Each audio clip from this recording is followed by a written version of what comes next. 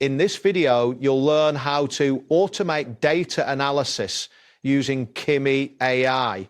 By the end of this guide, you will know how to effectively use the platform to streamline your data analysis tasks. Begin by navigating to the Kimi AI website, open your preferred web browser, and enter the URL for Kimi AI. This will direct you to the main interface of the application.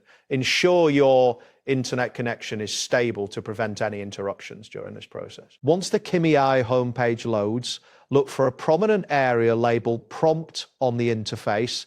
This section is crucial for inputting your commands. It usually appears at the center of the screen, allowing for easy access to start your analysis. Next, click on the prompt area to activate it. This action should highlight the text box, indicating that you can now enter commands.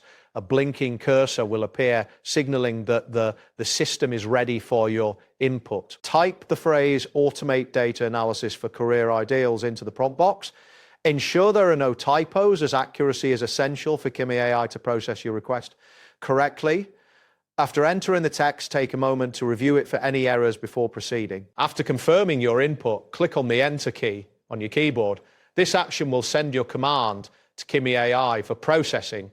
You may observe a brief loading indicator as the system begins to analyze the data based on your request. Once your command has been processed, you will need to wait for Kimi AI to generate the analysis results.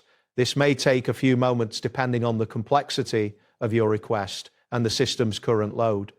During this waiting period, it is important to remain patient as the platform works on your query. After the analysis is complete, the results will appear on your screen in a structured format.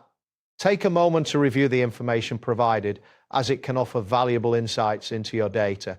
If necessary, you can repeat the process with different commands to explore further analysis options. That wraps up today's guide. Thanks for watching, and catch you in the next tutorial.